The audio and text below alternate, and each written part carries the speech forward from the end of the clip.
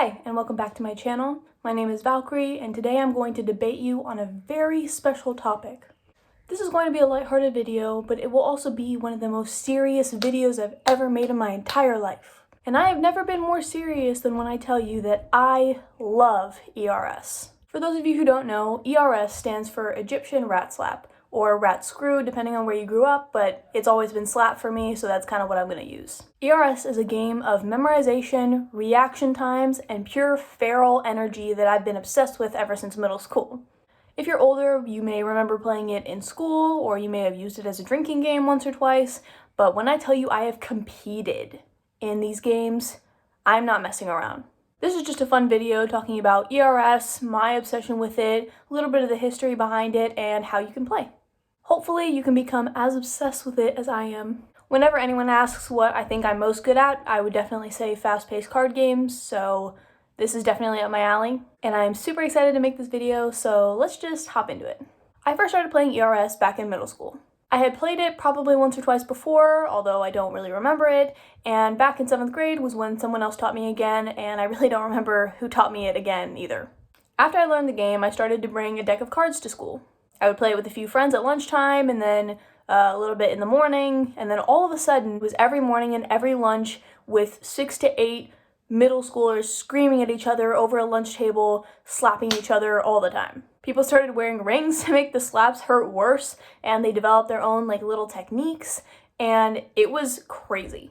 I've played games where people have actually bled, and that's actually more common than you think it is. Then I made it to high school and definitely played less, but then whenever we had a party or a get-together, I would always bring my deck of cards. I even have a Jack card on the back of my phone because Jacks are the best card in the game. This is commitment.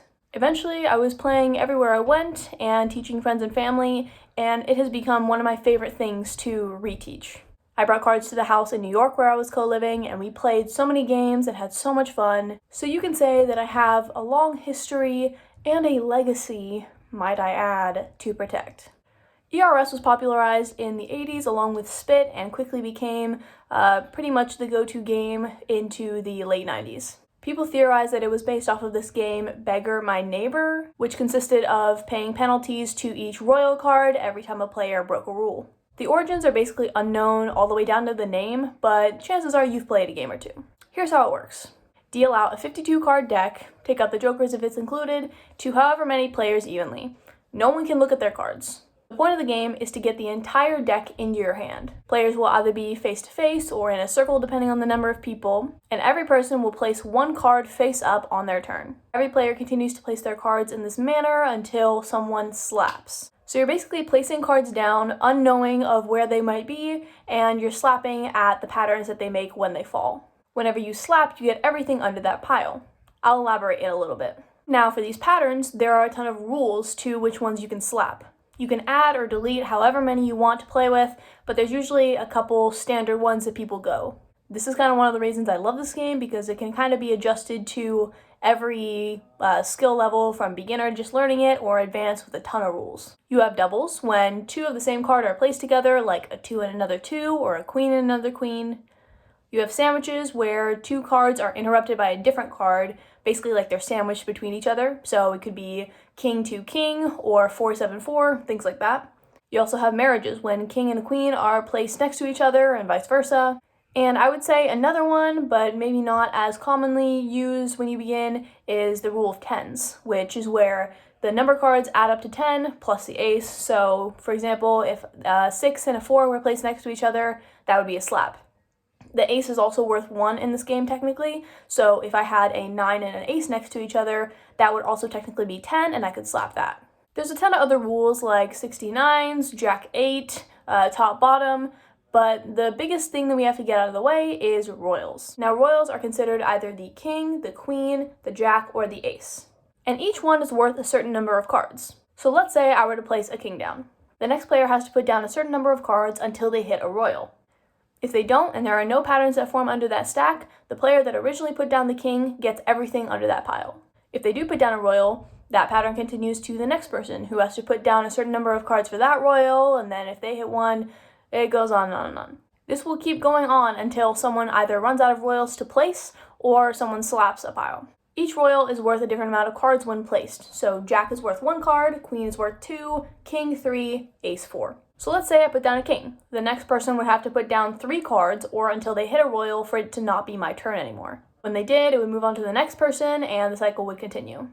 You may be asking, well, how do you stop people from slapping just at everything? There is a penalty slap, and that is called the burn. Whenever someone slaps out of turn, they have to take the top card off of their deck and put it under the pile in front of them. You'll frequently hear people yelling, burn, burn, whenever someone misslaps, and basically whoever touches the deck out of line has to pay the price. This gets a little bit complicated, but trust me, when you start playing this game, you learn extremely quickly. I would say one of the best parts about this game is the memorization aspect. Whenever you get a pile, you're required to put that pile on the bottom of the deck in your hand, and you're not allowed to rearrange the order. That means if there's a sandwich 282 after your opponent's queen, you're more likely to see that and recognize it and slap it before anyone else does if you have that good memory. The times where I very consistently lost against someone was with someone who had a crazy good photographic memory and knew where everyone's cards were at all times. And there's a ton of different ways you can switch stuff up. As my friends and I started getting more creative, we made up a bunch of new rules. Now we have divorces, which are basically just sandwiches with a king and a queen as the bread. We also have affairs, where the queen and a jack are together, and forbidden love, where a king and a jack are together. And it's fun to create rules and make cards like extra jacks and switch things around, and it's really fun. Another one of the best things is how electric people get when playing ERS. You can see everyone concentrating around the table, getting frustrated like they're watching some football game and their team just lost, screaming at each other, clawing at the table to just get a few more cards in their hand. Some people have even developed their own slapping techniques. I present to you the claw, the in and out, the gentle slap, the side hustle.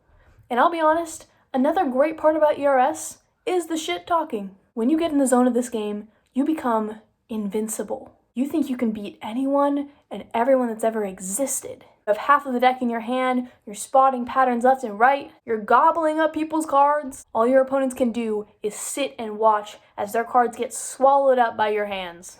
And best believe they will be used as weapons in their next turns. That gets to you, and it's certainly gotten to me.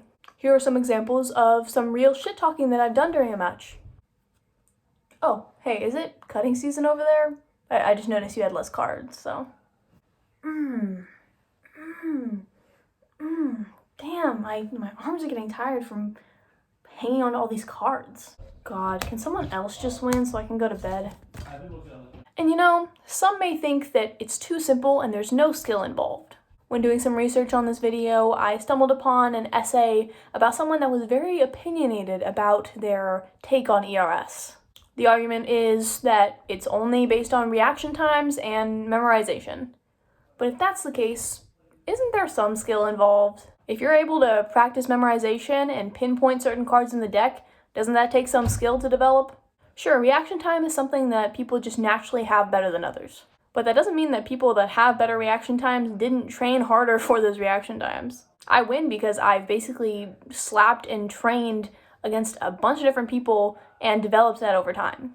I've probably slapped a table so hard that my hand is now chronically red. And that takes determination and perseverance, and all I can say is that it takes a lot of commitment. I seriously love ERS with all my heart, if you couldn't tell. It's the best card game I've ever played, hands down, and all it takes is a couple of friends and a deck of cards, and you open a world of possibility. Don't get me wrong, I love slower card games like BS and poker, but ERS will always have a special place in my heart. Thank you so much for watching. I was super excited to make this video when I first thought of the idea and was playing cards with some friends over the weekend, and it was just really fun, and it sparked this whole video.